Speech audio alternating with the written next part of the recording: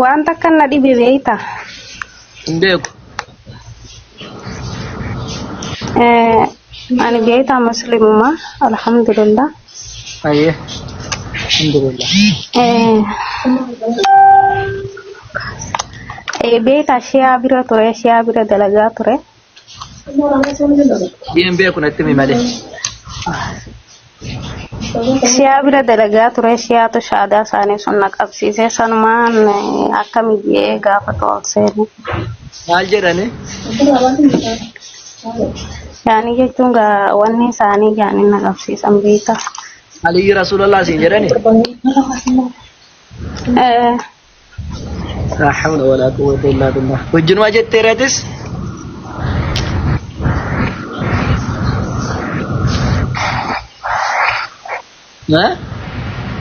Rakkoon qabamoo akkami sila?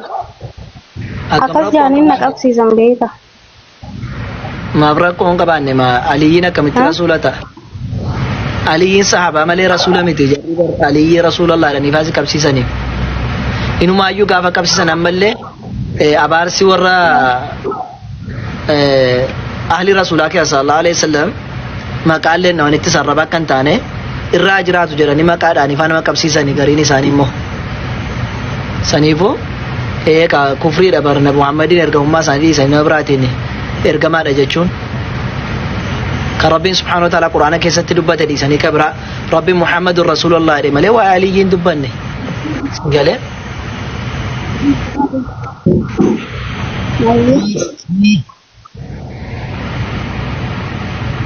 Walii galee? Ergasii akkasumatti jirtaare jara bira jirta ammallee? Jara bira jirta ammallee? Laa jara bira argamu.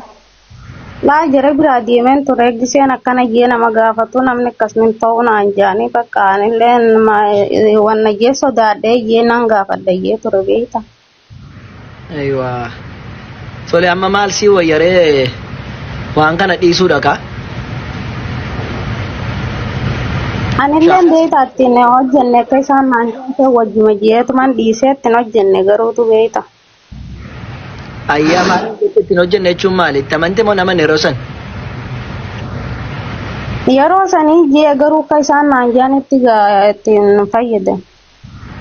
Silas maalitti fayyadamta gaaf sana jettee jennaan garaa keetiin amantee gaaf sana fudhattee? Akka isaanii akka isaan naan jee itti isin salaanne. Salaanni adda salaanniif shahaadaan gargari. Amma fakkeenyaaf ati Rabbi tokkicha jechuun Muhammad sallallahu alaihi wasallam ergamaa jechuun Islaamatti erga seente salaata dhiisuun itti gaafachiisa malee Islaamaa keessaa si baasu. Yoo beekaa dhiistedha kan Islaamaa keessaa si baasu. Lakki Rabbiin dirqaman goone ka jedhe jechuudha. Si galee? Yoo Rabbiin dirqama salaatan goone jettee ka dhiisu taate gaaf sana kufrummaatti seenta. Laakiin ammoo otuma beektuuti Rabbi dirqama akka godhetu beektu yoo kaslaanummaa yookaan ammoo taatii ooftee salaata dhiiste yoo maal jette gaaf sana akka wanjalaatti ilaalama jechuudha. Si galee? Saniifuu amma akkamsi wayi shahaadaa qabattamoo maal jechuu wanti jechuu barbaadde? Saya kalau nang kabadare malam kabadare. Ayya. Ustazam di nyaattu akkam qawliinsi guddisa. Ustazam di jirtu? Asko tifufa. Jira rakkoon hin jiru. Jedha. Meeshaan jira izni. Ayyee. Saadiyaa? Hai. Hai. Nu waliin jedhe ka ashhadu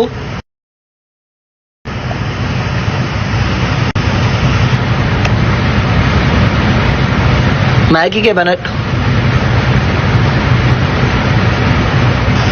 Asyhadu Allah iya. Allah ilaha illallah la ilaha illallah. ashhadu an la ilaha illallah Asyhadu an la ilaha illallah wa ashhadu anna Muhammadan Rasulullah. وأشهد أن محمدا رسول الله. ما شاء الله.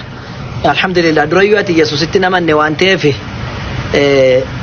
ربي توكشته وصافي نبي محمد صلى الله عليه وسلم ergamaata usaanii yoo amante silaawu yesuusin quba waliin qabdu ergama rabbii ta'uu isaa duruun beekta waan ta'eef inshallah ta'ala rabbiin raggasse adaabu namni maqaa islaamaatiin dhufee na muhammadiin maleetti gara fuulduraattuu maqaa biraatiin yoo inni gara biraas geessuu barbaada taate of eeggannoo guddaadhaa godhishee buletti kiyya baradhu immoo aqiidaa keessumaa barumsa aqiidaa sirriitti baradhu tole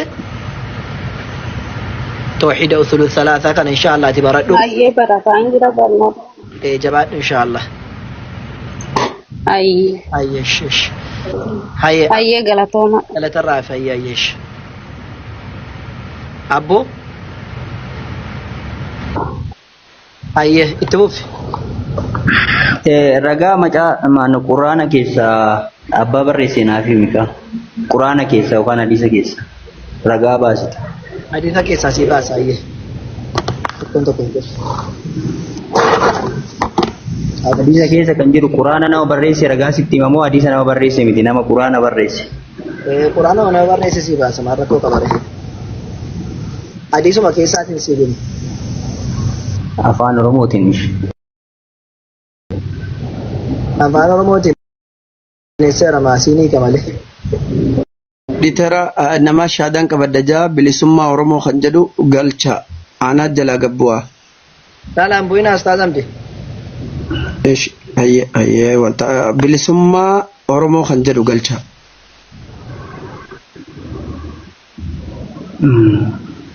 Itti fufiigaa. Ayyee si baasa qoy ragaa wajjin naa jettee miti baasitanii si agarsiisa dheedanii.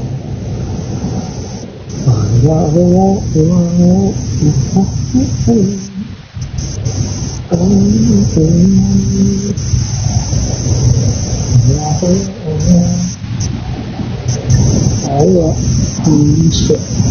sudah cepat terus.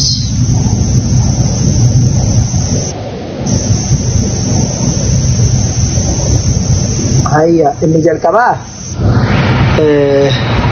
itti sii qabeetanii sii dubbisa tole moo akkasumatti dubbisu? Waan ta'eef dubbisiiti himee kasaa laala. Ayyee kaameeraa achi garagalfadha qoy. Kaameraan koo garagalee? Mul'ataa miti? Ayyee ishee. Ayyee ragaa kaame keessaati tokko tokkoon darbee siif dubbisa. Ergamaa Rabbi sallallahu alaihi wasallam bara isaanii keessatti otoo lubbuudhaan jiranii maal jedhanii? Laa taktubuu anni narraati waa tokko barreessinaa. ومن كتب عني نمني نراتي بريسي غير القرآن فليمحه قرآن مالي نمني وان براد بريسي كبرا ها حقو جداني مالب جنا يروسنتي حديثني يروسنتا كبريفمو ان ارغم ايجم نتو ارغم ربي صلى الله عليه وسلم مال مالي قرآن نقفتي ها بريفمو قرآن قف بريسا وان قرآن بريستان مال قدا ترغا ديسا يوجدان سببين اساس قرآن ربي في جچ ارغم ربي صلى الله عليه وسلم كول مكم نلال هغم توكو نبي محمد صلى الله عليه وسلم جچ ربي كون akka jecha isaanii wajjin walitti makamneef jecha quraana malee waan biraa tokko barreessina namni quraana malee waan biraa balleesse haa xaragu jedhe haa balleessu quraana qofa irraa barreessaa jedhan kun bara ergamaa rabbi sallallahu alaihi wasallam itti lubbuudhaan jiranii jechuudha si galee Mashi. tole itti aanseeti maal jedhe Zayd ibn Thabit sila sitti mee ture bakka biraa irratti illee sitti nima Zayd ibn Thabit jechuun bara ergamaa rabbi sallallahu alaihi wasallam kan jiruudha maal jedhe kuntu jaarahu fakaan جار إرجم ربي صلى الله عليه وسلم يوكام ولا إرجم ربي صلى الله عليه وسلم من تريجل إذ نزل الوحي يرى القرآن يكمل الأنس رتبه أرسل إليه يجرك وترجع ما لنقول ترى فكتبت الوحي رئيسا وكين مدة سنة نمبر ريسجل خلافه بر إرجم ربي صلى الله عليه وسلم ما ترى ما ترى حديثني قرآن بر فما ترى جتون tole san booddee immoo kan walitti qabame yoo bara sanuu barreeffama arga tureeti bara san waan garaa walitti qabamuu isaanii rakkoon qabu abbaa barreessa barbaadaan abbaa barreessa keessaani tokko Zayd ibn Thabit kun akkuma sitti agarsiise isatu barreessee jechuudha itti buufama itti buufuu dandeessi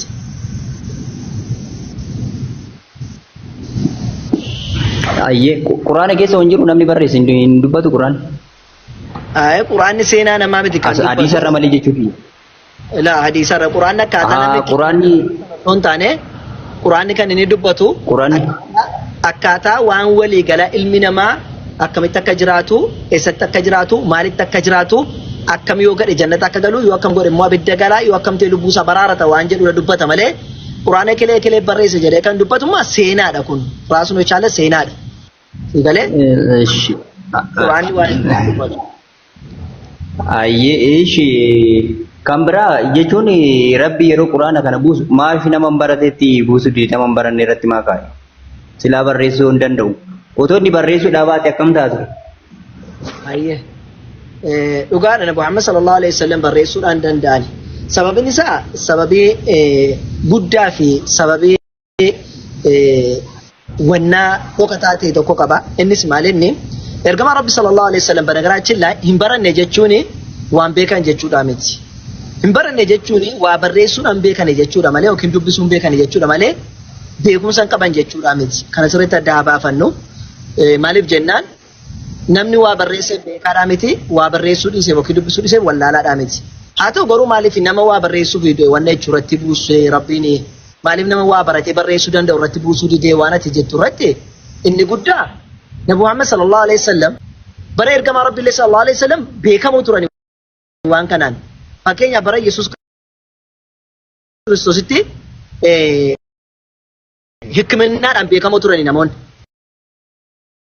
bara Museetti immoo xonqolaadhaan falfalaan beekamoo turani sigalee Waaqayyo gaafa jara kana ergee jedhu Musee warra falfala hojjetu sana akka inni jara caalee waaqarra akka dhufe isaaf raajii ta'uuf raajii guddaadha warra falfala caalu sana caalsisee maal godhe jarri bofa xixiqqoo gadhiisanennaan Waaqayyo immoo ulee inni baatee jiru bofatti jijjiiree bofti sun ulee sana bofa kan isaanii sana nyaatee xumure agartee raajii kan isaanii kan caalu raajii godhee jechuudha bara Yesuus Kiristoositti warri Israa'elootaa baay'ee hikminnaadhaan beekamoo turani waan baay'ee dhukkuba hedduu fayyisu turani garuu du'aa kaasuu hin danda'anii ture lamxii kana fayyisuu hin danda'anii ture bara sana keessatti waan hunda danda'ani garuu Waaqayyo nabiyyii ta'uusaa akka jarri amananii fudhataniif ergamaa ta'uusaa akka amananii fudhataniif hojii jarri hojjetan caalaatti hojii hojjete akka inni ergamaatiin raggaasisuudhaaf jecha fedha Waaqayyootiin akka inni du'aa kaasuu fi ammallee fedha Waaqayyootiin lamxii garaagaraaf jaamaa akka fayyisu godhe bara Nabi Muhammad sallallahu alaihi wasallam akkuma kana warri kun barreeffamaan basina soofedha afaan Amaaraatiin barreeffamaan beekamoodhaa turan garuu warroota kana nabiyyii ta'uu isaanii beeksisuudhaaf yookiin immoo nabiyyii ta'uu isaanii raajii isaan caalu gochuudhaaf barreeffama jarri barreessanii fi walaloo hojii garaagaraa jarri barreeffaman caalaa waan biraa fiduudhaa qaba nabiyyiin kun kan hin baranne kan wannaan jenne kun jechuudha saniif rabbii subhaanahu wa ta'ala nabi Muhammad irratti quraana gaafa buusu quraanni kun maal jedhan jarru inni hin baranne hin dubbisu garuu quraanni kun sheexaanarraa barreesse jennaan rabbiin quraana keessatti maal jedhe lakke quraanarraa miti kan inni barreesse sheexaani kana gochuu hin danda'u wamaa yanbaghii lahu sheexaanaaf illee hin malu kana gochuuni jedheen jecha falfalaati jennaani wamaa huwa biqawli shaa'ir afwan jecha walaleessaa jennaan inni jecha walaleessaadhaa miti maa isin dhasanii quraanni kun jecha rabbiiti malee kan walaleessaadhaa miti yookaan nama walaleessaarraa kan fuudhee barreesse miti inni ergamaa rabbii Jibriiltu dhufee itti maleeyyuu jedheen kan falfalaati illee lakki jecha falfalaadhaa miti jedheen rabbii subhaanahu wa ta'ala so quraana kana wanti otoo nabi Muhammad sallallahu alaihi wasallam barreessuu fi dubbisuun beekiin warra sanaan maal jedhere rabbiin quraana keessatti wa in kuntum fi raybin mimmaa nazzalnaa jedheen boqonnaa lammaffaa keessatti yoo shakkii qabaatan quraana kana nuti nabi Muhammad irratti buusuu keenya shakkii yoo qabaatan mee kan quraana kana fakkaattu keeyyata 20 qofa beekuudhaan qofa fidaayuu jedheen fiduu dadhaban tole immoo yoo kudhan dadhabdan immoo tokko fidaame jennaan fiduu dadhaban kanaaf rabbii subhaanahu wa ta'ala boqonnaa 17ffaa keessatti maal jedhee walau kaana ba'duhum alaa ba'din otoo tokkoon isaanii irratti wal gargaartee fi jinnii fi namni illee wal gargaarte quraana kana kan fakkaatu fiduu hin dandeessu jedhe rabbii subhaanahu wa ta'ala kanaafuu wanni nabi Muhammad sallallahu alaihi wasallam kan itoo baratiin hin dubbisiin fidee fi raajii otoo qara'een otoo hin dubbisiin namni kun dubbatu quraanni kun rabbi biraa ta'uusaa akka amananii fudhatanii fi jechuudha kanaafidha Waliid ibn Mughiiraan bara ergamaa rabbi sallallahu alaihi wasallam nama mushrikaa kiristaana ture ergamaa rabbi bira dhaqee quraana kana dhaggeeffatee dhufeetu quraanni ni dubbatu akkana kan mi'aawudha jedhe wanni inni namarratti dubbatu kun ammoo kan firee baasudha yookiin immoo kan sanyii argamsiisudha jedhee dubbateennaan Abu Jahl dhufee maal jedheen akkamitti akkas jette warri Qureeshotaa barri yoo birrii dhabde birrii walitti si buusaa jiran maal akkan sooressa qabee abbaa qabeenyaa ta'e nan beekanii jennaan wanta ati na Muhammad bira deemte sanaafoo ta'e jennaan lakkan kanaaf hin deemne jechi inni dubbatutu jecha adda quraan inni qarootu quraan adda firee buusuu danda'a nama keessatti gasseenee waa dhaaba jennaaniin lakki yoo akkas waan biraa jette malee amma warri kun sin taqabbalani warri Qureeshotaa uummanni kee jedheen jennaaniin maalan jedhaarree wanti jedhamu tokko hin jiru jennaan lakki inni maraataadha jedheen naan lakki maraataa miti akkamittiin jedhaa jedheen bakka itti yaada jedheen itti yaadee dhaqee maal jedheen bakka jechi kun jecha falfalarraati waraabameedhaan jedhaanii jedhe si galee. Hai koi amma naagale amma fakkeenya jibsiisuu barbaade jechuudha. Okay amma gabaabumatti Nabiyyu Muhammad irratti kan bu'ee oonni barataa ta'e yookaan immoo nama waa beekoo ta'e kitaaba garaagaraa irraa funaanee fidinuun jedhu kanaaf rabbii isarratti Quraana kana buusee naan jecha artanatti fakkaate deebiin kee. Quraana kana kan inni buusee fi karaa kanaaf dirqama barreessamuu hin qabu ture Quraana yeroo sanattu. Akkasoo ta'e yoo namichi inni sunis barateera waan biraa sootti dabaree barreessa ta'e akkamitti beekna? Sitti meen jira sanammoo. Fakkeenyaaf Nabiyyu Muhammad lakki kun dogongora jechuudhaaf hin baranne deebi'ee dubbisee deebi'ee namicha sana gaafachuu hin danda'u. Namichi sun immoo itti dabaree barreessuu danda'a. Akkamitti adda baafatama reefu? Ayyee Zeyd ibn Thaabit bakka ammaarratti maal jedhe beektaa? Ergamaan Rabbi salawaatu Rabbi wasalaamu alayhi yeroo nu waamanii barreessinee kaanu waan barreessan dubbisaa mee naan jedhuu jedhu. Waan sana dubbisnaa? Naagale isin dubbisuu hin danda'an silaa yoo waan biraa jedhanii itti himaatti beeku. Itti maan jira kaa? Maan ani waan tokko barreessi yoon siin jedhe waa? Barreessitee kaatee istii dubbisi waan barreessi yoon siin jedhe waan ani siin jedhe yeroo ati dubbistu dogongortanii no dogongora siin hin jedhu? Ay lakki bifa biraa keessa ta'e namichi sun hafuura hamaadhaanis haa ta'u seexanaanis haa ta'u bifa ta'een dogongoree barreessuun dubbisuu hin danda'u silaa Nabiyyu Muhammad waan biraa yoo jedhee dubbiseef akkamitti beekan jedhe. Ishi fakkeenyaaf isteetama waa barreessi siin jedha tolee? Tolee na dhaggeeffadhu fakkeenyaaf wanti barreessi hin jedhu maaliin? Dhaggeeffadhu. Arabiffaa ammoo? Ishi. Da afaan Oromooti waa barreessi siin jedha fakkeenyaaf anamma barreessuu hin danda'u dubbisuu hin danda'u tolee? Ishi wanni siin jedhu fakkeenyaaf akka fakkeenyaatti bara 1997tti mootummaan dargiidhaa uummata hiriira ba'an irratti dhukaasa banuudhaan akkasuma dargaggoota qinijjitii jedhaman Finfinnee keessaa walitti guuruudhaan gara dhidheessaatti konkolaataan fe'ee dabarsaadhaa ture jedhe. Waan amma siin jedhe kana barreessite xumurtaa jedhe. Irra deebi'i dubbisi siin jedhee yeroo irra deebi'i dubbistu maal jettaa? Kana godhee kee mootummaan kuni dargaggoo Finfinnee keessa jiran gara Dirree Dawaatti dabarsee naan jette. Dogongora siin jedhamoo jedhu waan isitti hime?